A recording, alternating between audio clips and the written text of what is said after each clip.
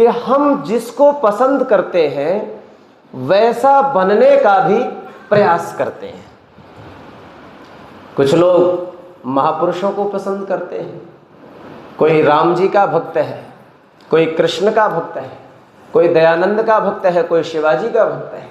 अलग अलग महापुरुषों में हम जिसको पसंद करते हैं वैसी वैसी चीजें, वैसे वैसे विचार हमारे भीतर आने लगते हैं। अगर कोई व्यक्ति अपने आप को ये कहता हो कि मैं दयानंद का भक्त हूं और पाखंड और अंधविश्वास में उसकी अटूट श्रद्धा हो, तो क्या वो दयानंद का भक्त हो सकता है? नहीं हो सकता। जैसे जैसे वो दयानंद का भक्त बनता चलेगा, संसार के पाखंड से, अंधविश्वास से स्वाभाविक रूप से वो दूर होता चला जाएगा। क्यों? क्योंकि जब से उसने स्वामी जी को फॉलो अप लेना शुरू किया, स्तुति शुरू की, तब से वैसे वैसे गुण, विचार, चिंतन अपने भीतर भी आने लगते हैं। इसलिए ऋषि दयानंद ने क्या किया?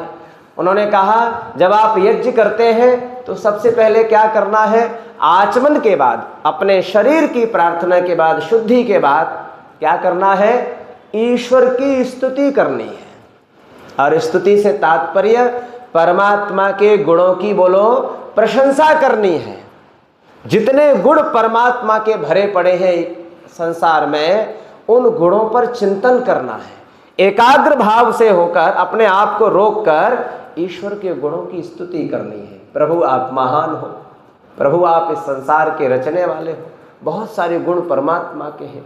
तो जैसे जैसे हम उसकी स्तुति करने लगते हैं, वैसे वैसे परमात्मा की गुणों की चीजें हमारे भीतर भी बोलो महसूस होने लगती है।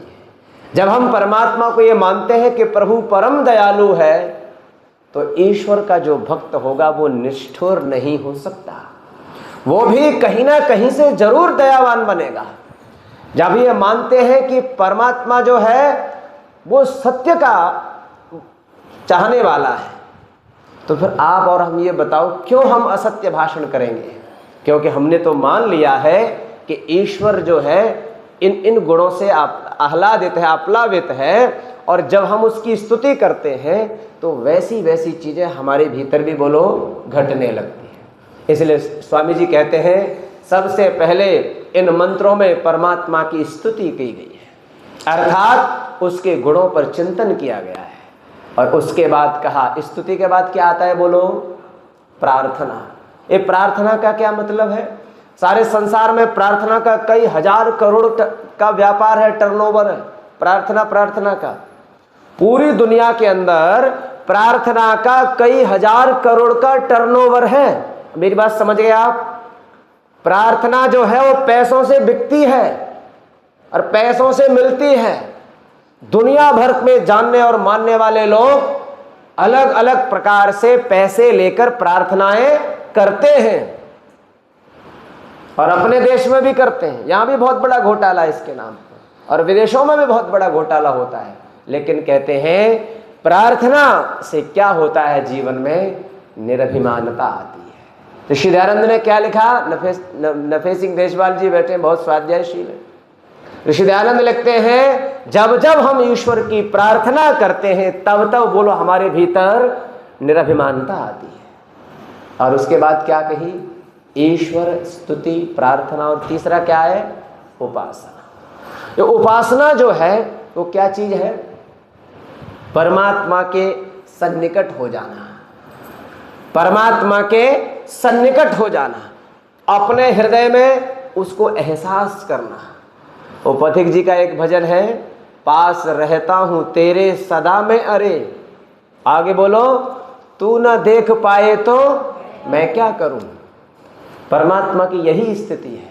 परमात्मा तो हमारे हृदय में व्याप्त है, लेकिन सारा संसार जो है वो ढूंढ कहीं और रहा है। देखो एक बात ध्यान रखना, अगर आपने सही एड्रेस नहीं लिखा है तो डाकिया की कोई ताकत नहीं है आपकी चिट्ठी उसको सही जगह पहुंचा दे। इसलिए क्या करना पड़ेगा? अपने को एड्रेस सही देना पड़ेगा। ईश्वर का एड्रेस क्या है बोलो? ईश्वर का एड्रेस है वो हमारे हृदय में व्याप्त है। अब अपने इस पते को छोड़कर सारी दुनिया के पते पर चक्कर काटता फिरता है ये व्यक्ति, फिर कहता है कि मेरे को ईश्वर की प्राप्ति नहीं होती। अरे वो तो सीधा सीधा कह दिया कि पास रहता हूं तेरे सदा मैं, अरे और तू ना देख पाए तो मैं क्या करूं। अब इसमें ईश्वर की कोई गलती है क्या? कोई गलती नहीं है। परमात्मा ने विधान कर दिया, व्यवस्था दे दी, चिंतन दे दिया, मनन दे दी, बुद्धि दे दी, अब फिर भी नहीं कर पाए तो क्या करोगे। इसलिए कहा कि उपासना जो है ये परमात्मा को अत्यंत सन्निकट अनुभव करने का विषय है।